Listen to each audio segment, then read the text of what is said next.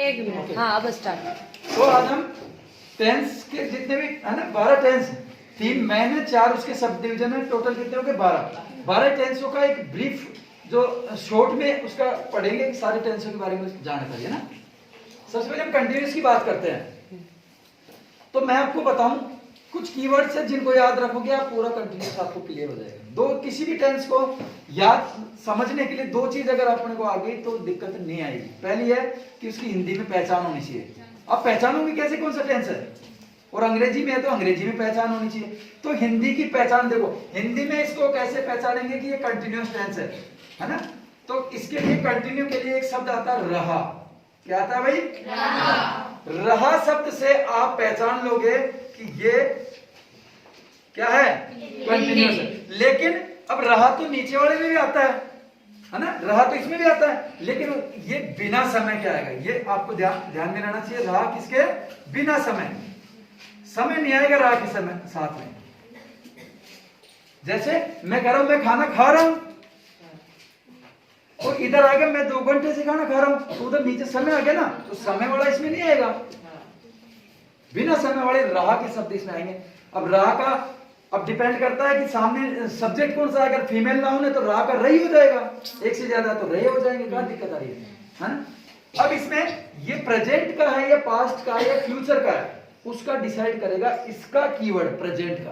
तो प्रेजेंट का कीवर्ड क्या है भाई? प्रेजेंट का जो कीवर्ड होता है वो होता है ही तो है वर्तमान। प्रेजेंट का मतलब वर्तमान, वर्तमान का मतलब है। तो ये है इसका कीवर्ड डिसाइड करेगा कि रहा के साथ में है लग रहा है तो ये प्रेजेंट है, प्रेजेंट लग रहा है। आगे बात समझ। इसका यहाँ पे अगर इसका जो कीवर्ड है वो है था। क्या है भाई? था। अब अगर रहा के साथ में था आ जाएगा तो पास्ट हो जाएगा, और इसका जो कीवर्ड है वो होगा होगा। तो ये होगा रहा होगा आ गया, तो इसका कीवर्ड हो गया। समझ में आ गया यहाँ तक? कोई दिक्कत? इसके बाद में हम अंग्रेजी की इसकी पहचान देखते हैं। इंग्लिश में जहां पे भी आपको V1 प्लस ING है ना, V1 प्लस ING, इसी को बोलते हैं GERUND, जेरेंट फॉर्म। क्या बोलते हैं इसको? आपके कभी आ जाए जेरेंट फॉर्म क्या होती है, पढ़ाई नहीं कभी। तो V1 प्लस वर्ब की, अच्छा जेरेंट फॉर्म में वर्ब की फर्स्ट फॉर्म में ही ING लगती है, सेकंड या थर्ड फॉर्म में नहीं लगती है। वर्ब की थर्ड फॉर्म या सेकंड फॉर्म में नहीं लगेगी। जब ING लगेगी वो केवल और केवल किसके साथ लगती है? फर्स्ट फॉर्म के साथ। ध्यान रखना, सेकंड थर्ड फॉर्म के साथ नहीं लगती है। तो ये V1 प्लस ING जहां दिखाई देगी है ना, और जैसे यहां समय नहीं आया था ना ये, तो अंग्रेजी में भी समय नहीं आएगा। भाई हिंदी में समय नहीं आ रहा तो अंग्रेजी में कैसे आ जाएगा? तो बिना समय के V1 प्लस ING आनी चाहिए। वो इसके अंदर है सेम, V1 प्लस ING, ये इसके अंदर चलेगा V1 प्लस ING। ये अंग्रेजी की पहचान होगी। बताओ सही है ना? अच्छा, अब V1 प्लस ING तीनों में हो गई, तो हमें कैसे पता चलेगा तीनों अलग अलग है एक ही है? इसका डिसाइड कैसे होगा? प्रेजेंट में तो ING लगेगा और पास्ट में वो सब में ING लग रहा है। सॉरी मतलब वो है जो वर्ड के हिसाब से। Very good. इसका जो ये कीवर्ड है ना, जैसे हिंदी का इस कीवर्ड से डिसाइड किया ना, वैसे ही अंग्रेजी में भी इसी कीवर्ड की अंग्रेजी डिसाइड करेगी कि इनमें से कौन सा टेंस आएगा समझ। तो इसका जो अंग्रेजी का जो कीवर्ड है उसकी अंग्रेजी क्या होती है भाई? इज। क्या होती है? तो इसके अंदर जो HV जो होती है हेल्पिंग वर्ब, इससे पहले है ना, इससे पहले आती है HV, तो यहाँ पे इसमें आ जाएगा इज। अब इस इज का इधर नाउन से सब्जेक्ट चेंज होगा तो इसका भी रूप बदल जाएगा। अगर प्लूरल होगा तो आर हो जाएगा, आई है तो एम हो जाएगा। समझ में आ गया? तो ऐसे इसमें था जो है उसका जो अंग्रेजी है उसके अनुसार डिसाइड हो जाएगा। इसमें वॉज और प्लूरल है तो वर। और वैसे भी आपको पता है कि इधर ये प्रेजेंट है तो इसी का पास्ट है, तो इधर हमारा का ही पास्ट वॉज हो, दिक्कत ही नहीं कहीं। समझ आ गया? इधर होगा इसका जो ये है ऊपर जो है ना, देखो सेल और विल आएगी है ना। अब ये सेल और विल सब में चलेगी, चारों में, लेकिन अगर चारों में सेम हो जाती तो भाई डिफरेंस कैसे होता? तो यहाँ पे क्या किया, इसके साथ में कुछ जोड़ दिया, टेंस के अनुसार जोड़ दिया। तो यहाँ पे इसमें क्या जोड़ दिया? सेल बी और विल बी जोड़ दिए इसमें दोनों। सामने आ गया? तीनों टेंस आपके क्लियर है? कोई दिक्कत? स्ट्रक्चर आपको पता है सबका? है ना। जैसे अफर्मेटिव का जो स्ट्रक्चर होता है ना भाई, अफर्मेटिव का स्ट्रक्चर जो होता है वो सब्जेक्ट पहले आता है, फिर हेल्पिंग वर्ब आती है, फिर मेन वर्ब आता है, फिर ऑब्जेक्ट आता है, फिर एडवर्ब आता है। इसमें कोई मैं एक वाक्य बोल रहा हूँ, आप समझ जाओगे। राम खाना खा रहा है, सब्जेक्ट राम है तो राम। अब यहाँ पे है आ रहा है हाँ। वाक्य को देखो कौन सा टेंस है, रहा भी आ रहा है, समय नहीं है, इसका मतलब आएगा इनमें से। हाँ। अब उसके साथ इसका कीवर्ड देखो, कीवर्ड क्या है, इसका मतलब इसका टेंस है। तो इसके अनुसार आप सेट कर दो। सब्जेक्ट राम है, इसका कीवर्ड एक वचन है तो इज आएगा, इज, आईएनजी लगेगी, ईटिंग, बढ़िया बात। इसका ले लो, नहीं वाला ले लो, वह घर नहीं जा रहा, वह घर नहीं जा रहा था, तो he was not going to home, not going to. आगे बात समझ, बताओ। इसका देख लो।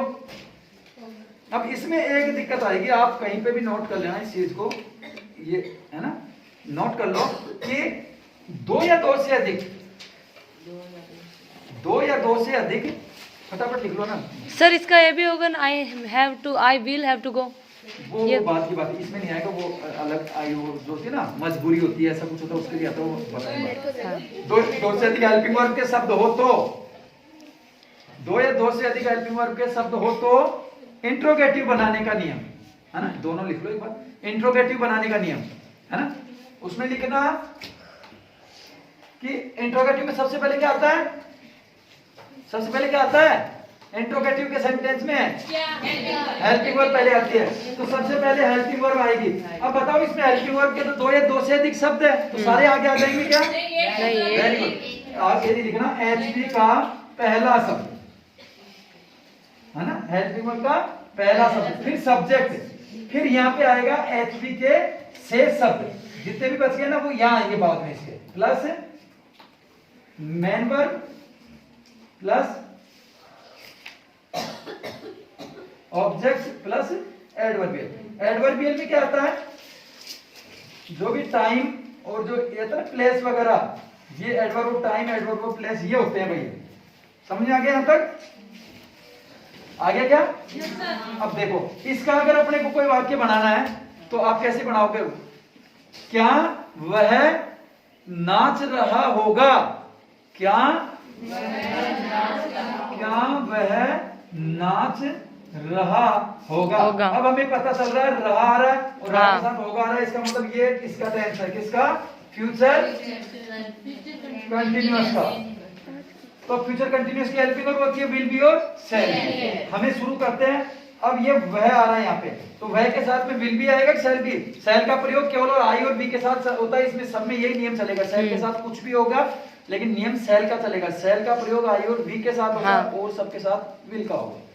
तो यहाँ पे अब वह आ रहा है तो वह के लिए विल आएगा। तो यहाँ पे विल बी ही डांसिंग। सही है वाक्य? हाँ, विल बी ही डांसिंग। सही है वाक्य? हाँ सर। सही है क्या? विल नहीं है। अरे सर श्याम, पहला शब्द आगे आएगा, आपने मैंने दोनों शब्द लगा दिए फिर भी आप नहीं बोल रहे, तो ये वाक्य गलत है। यहाँ पे जो बी जो है वो यहाँ से हटके और यहाँ लगेगा। समझ में आ गया? अगर इसको नोट लगाना हो तो, अगर इसको इसी वाक्य को नेगेटिव में बदलना हो तो ऐसे बनेगा, he will be not dancing. सही है? हाँ सर। वेरी गुड, भला हो गया आपका। नहीं सर, देखो ये देखो, not be dancing, not H we के पहले शब्द के बाद, तुरंत बाद, पहले शब्द के तुरंत बाद वह शेष शब्द नोट के बाद। ये नियम होता है नेगेटिव का, इसको नोट कर लेना दोनों को। ये तो इंट्रोगेटिव का नियम था और ये जो नियम है ये किसका है भाई? नेगेटिव। समझ गए? तो इसको अब अपन बढ़ाएंगे तो ये जो नोट है ना ये यहां लगेगा भाई। आगे बात समझ में? फटाफट देखो, टाइम नहीं है। अब परफेक्ट में आते हैं, ये समझ में आ गया? कर लो क्या? हेल्पिंग वर्ब की दो शब्दों में चक्कर पड़ेगा और विशेष कुछ भी नहीं है इनमें। पहला शब्द आपको आगे लाना है अगर दो शब्द है तो। अब विल और सेल आप कह दोगे ये तो दो शब्द हो गए ना, ये भी वो तो दोनों अलग अलग है। विल का प्रयोग अलग तरीके से होता है, सेल का अलग तरीके से होता है, लेकिन विल बी ये साथ आ रहे हैं, दोनों एक साथ आ रहे हैं ना, सेल बी ये साथ है, तो वो अलग अलग ये है दो शब्द। आप सेल और विल कह दो साहब ये तो दोनों है, वो तो अलग अलग है ना, वो अलग जगह पे काम आता है, वो अलग जगह पे काम आता है, तो एक ही शब्द हो गए ना। लेकिन सेल भी एक साथ काम आएगा, विल भी एक साथ काम आएगा, इसीलिए ये उसमें नियम काम आएगा। यहाँ पे देखो आगे परफेक्ट में आप हिंदी में पहचान करोगे तो उसके लिए आपको चूका शब्द मिलेगा। क्या मिलेगा? चूका। समझ गए?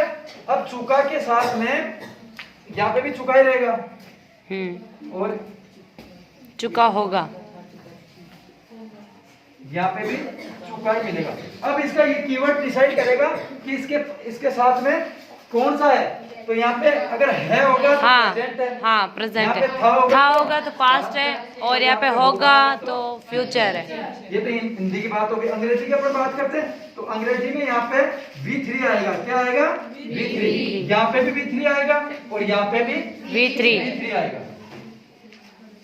समझ में आ गया? हाँ। अब मुझे बताओ कि अब तीनों में V3 आ गया तो फिर अंतर क्या होगा? हेल्पिंग। तो इसमें क्या आएगा? Very good. ये कीवर्ड डिसाइड करेगा ये कीवर्ड की इसके आगे अब क्या आएगा।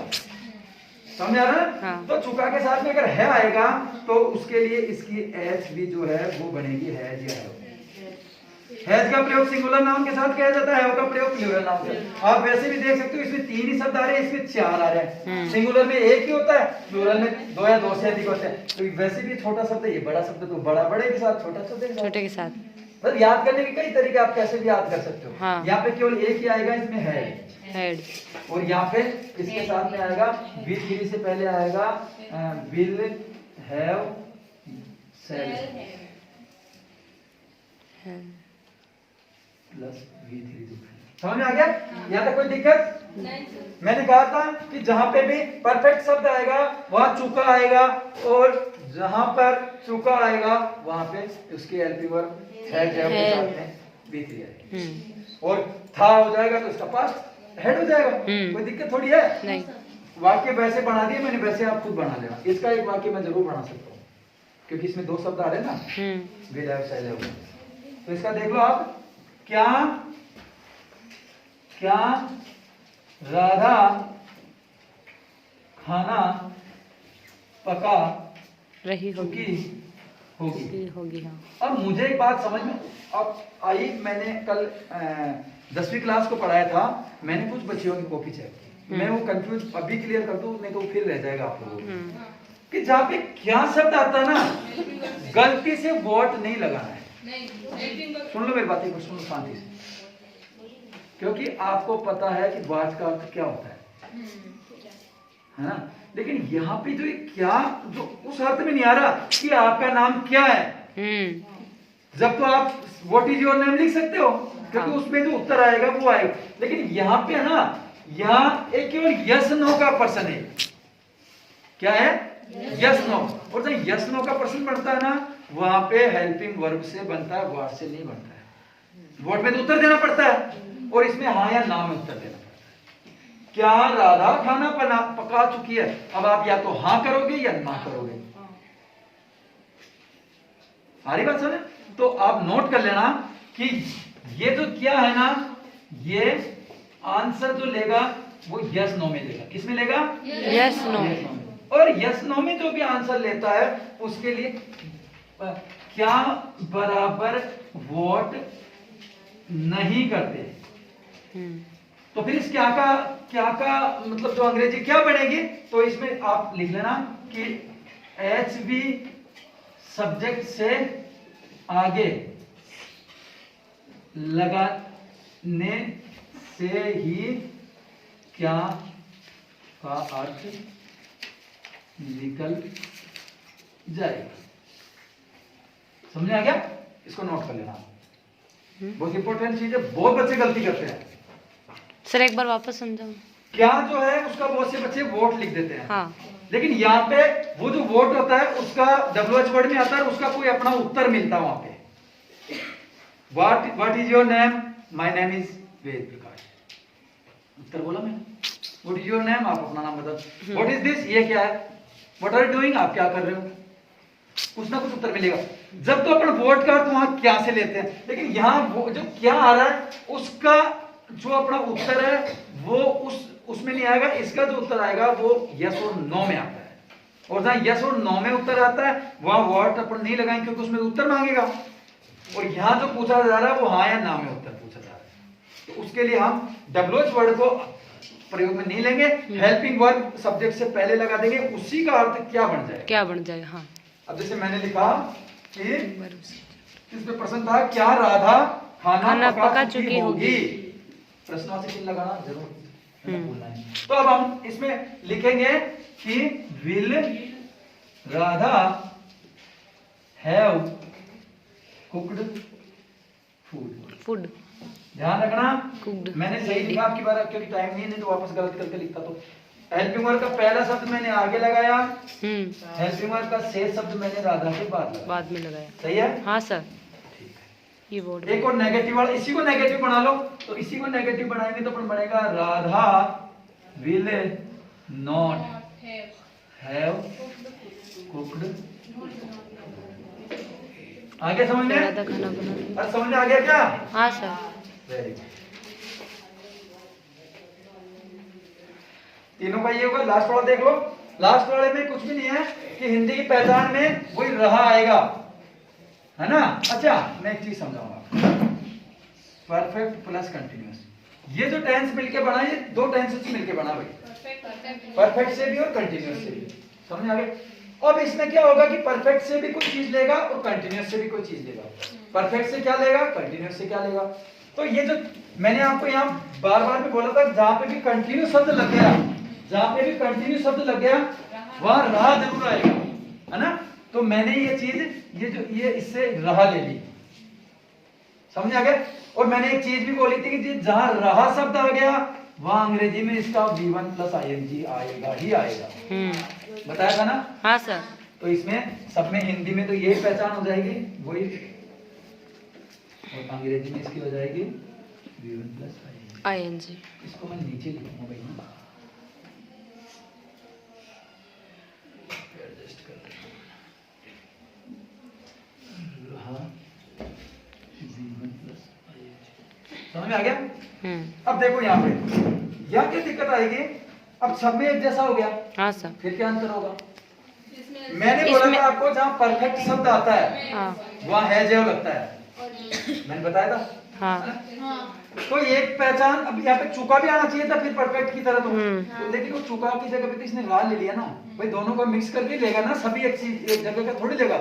यहाँ पे EJMR भी नहीं लिया, तो कुछ पहचान इससे ली कुछ इससे ली। इससे तो इसने पहचान ले ली हिंदी की पहचान, है ना। हिंदी की जो पहचान होगी वही अंग्रेजी की उस परिवर्तन होगा उसमें, और इससे परफेक्ट से इसने लिए हेल्पिंग वर्ब। समझ आ गया। तो इसमें जो यहाँ है आएगा, है ना, यहाँ पे था आएगा, ये तो कीवर्ड है इसके। तो इसका जो बनेगा वो बनेगा हैज है ना। अब यहाँ हेड होगा और यहाँ पे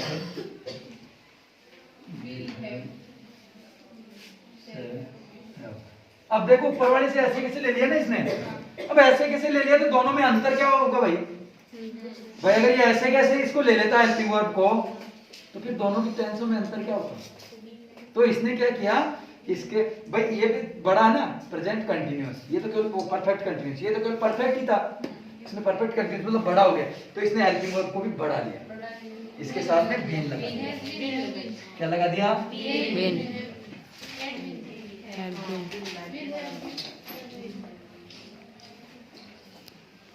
ठीक है। अब देखो, अब अभी भी मामला नहीं बना। यहाँ रहा आ रहा, यहाँ पे भी रहा आ रहा, यहाँ रहा था सब आ रहा। फिर अंतर क्या होगा दोनों में।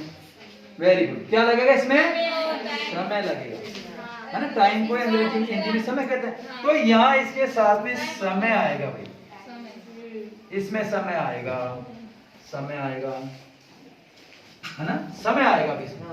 जब पता चलेगा कि ये इसका है, बिना समय के तो ऊपर वाला एक जैसे हो जाता। समझ में आ गया। अब देखो, अब समय के लिए अपन क्या करेंगे, समय कैसे लगाएंगे। समय कैसे लगाएंगे, ये चीज इंपॉर्टेंट है इसमें। अब समय लगाने के लिए मैं आपको एक चीज नोट करवाना चाह रहा हूं, ध्यान से सुनना आप, कि समय जो है ना,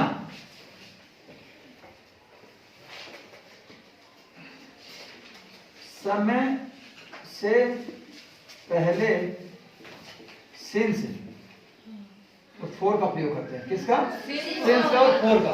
अब सिंस का प्रयोग कहां करोगे और फोर का प्रयोग कहां करोगे, ये इंपॉर्टेंट चीज है। तो सिंस का प्रयोग अपन करते हैं point of time, point of time, और इसका करते हैं अपन पीरियड ऑफ टाइम,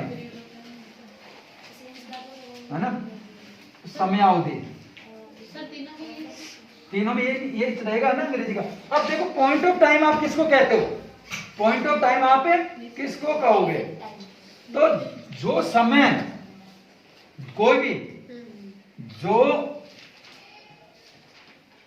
जिस समय सूचक शब्द को, समय सूचक शब्द को हम देखकर बताएं, देखकर बताएं, वो होता है पॉइंट ऑफ टाइम। समझ लो इसको, बहुत अच्छा मतलब लाइन लिखाई है मैंने इसमें। आप ये जो दोनों में कंफ्यूज होते हैं ना बहुत बड़ा, वो कंफ्यूज अभी 1 मिनट में आपका सोल्व आउट हो जाएगा। जिस समय सूचक शब्द को आप देखकर बताते हो ना, वो पॉइंट ऑफ टाइम होगा। कैसे? मैं कहूं कि 10 बज रहे हैं, कहीं तो देखा ना आपने, है ना। मैं कहूंगा कि आज 25, आज 10 दिसंबर है, आज 10 दिसंबर। कहां देखा आपने?